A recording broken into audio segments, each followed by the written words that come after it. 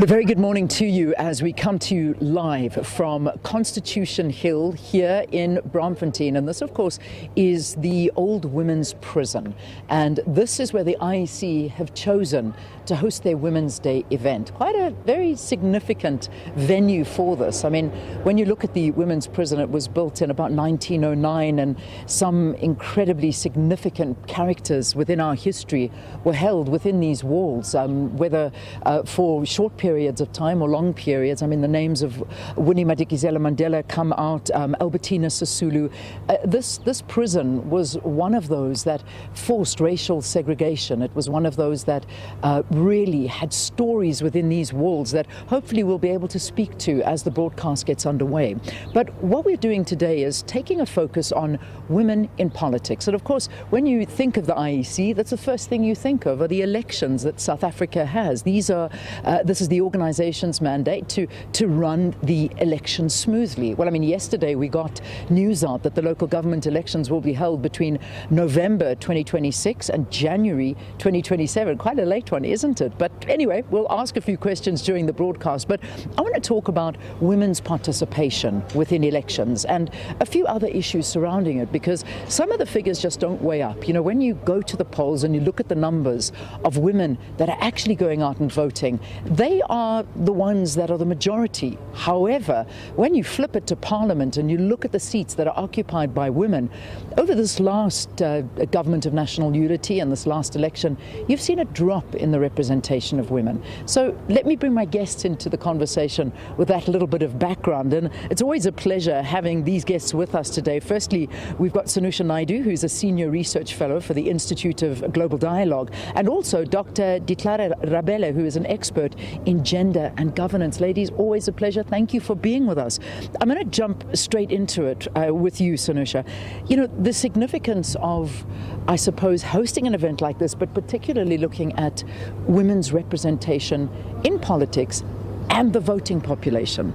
Yeah, good morning, Leanne. I think it is a very, very important, significant, but it has a lot of magnitude, because the rights of women, both in terms of the rights of women of representation, the role of women in politics, has been very much a backbone of many societies, not just our own liberation struggle in South Africa, but also the continental liberation struggle, the struggle for equality, the struggle for political emancipation, and of course the rights of women to be represented.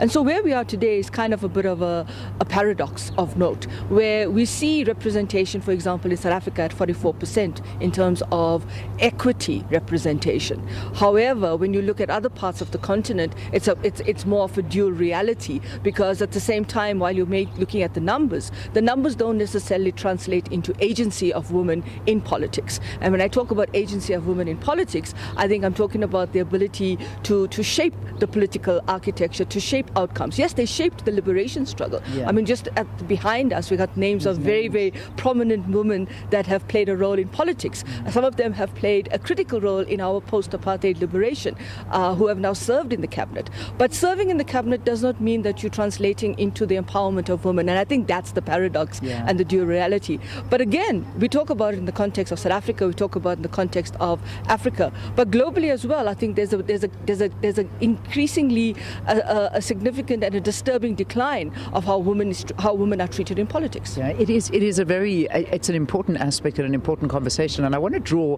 from what you were saying in politics, but I want to break it down into community level, because when we look at communities, we look at leadership within some of the local communities, you know, in terms of women leadership there and the roles that they play. Perhaps you want to give us a glimpse into that and how perhaps the face of it has changed, or is it still dominated by men? Thanks, Leanne. At local government level, the situation is worse for women. Looking at South Africa's elections, the local government elections are the mostly contested.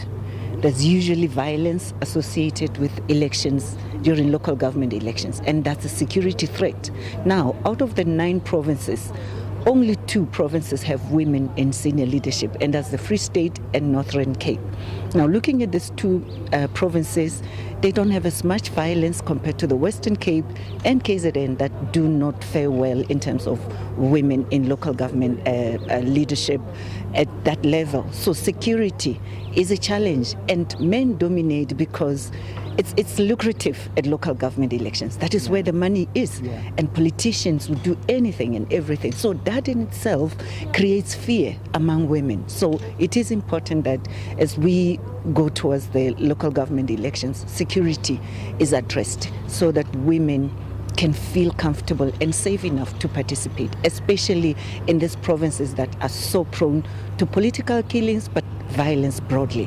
What do the numbers look like? I mean, let's break it down into the municipalities. So firstly, what does it look like when it comes to women in leadership positions in government, and also women when they come to participating in the elections? How do the figures weigh up there? The statistics from Stats SA indicate that out of the 257 municipalities, only 25 have women at around 39% at leadership. And this is dismal. But we know that women constitute more than 50% of the voters. But also, interestingly, at national elections, women participate more than at local government as voters. So there is a need to increase voter education and civic education around local government elections, particularly focusing on women with disabilities. Unfortunately, there's no statistics on women with disabilities, and this is really a problem because we want to be as inclusive as possible.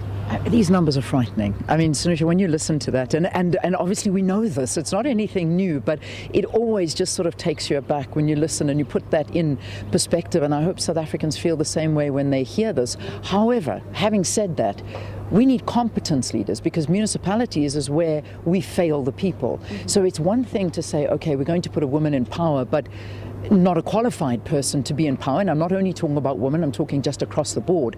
It really should be somebody, and I think that that's what South Africans are feeling frustrated about. We need people that deserve to be in those positions, whether they are men or women. I don't know. Do you agree with me? I do, absolutely. And I think we come back to this word called meritocracy. But I think meritocracy in terms of a democracy is much more than just saying, well, we're going to put this person in because they have the requisite qualifications. Qualifications is important, but the experience, having to know what the community is like, having to live that experience in the community, understanding what are some of the dynamics. Sometimes in communities, the policies don't synchronize with what the lived experiences are. And so having people in society be part of that political architecture, that ecosystem of the community is important. And I think this is where we kind of find ourselves very, very disparate in how do we interpret a woman in politics. Being a woman having women in politics doesn't necessarily mean that they are now empowering or having agency in politics. I think the numbers is important. I know in South Africa we use a lot of the quota system, around 50%, up to 50% representation in politics. But 50% representation in politics does not mean you're talking to the heart and soul of the issues of people on the ground. So the one issue I would think is really critical is how do you get more community leaders from communities to stand up in local government elections. And you mentioned very nicely that we're going to have local government elections, curiously, towards the end of next year.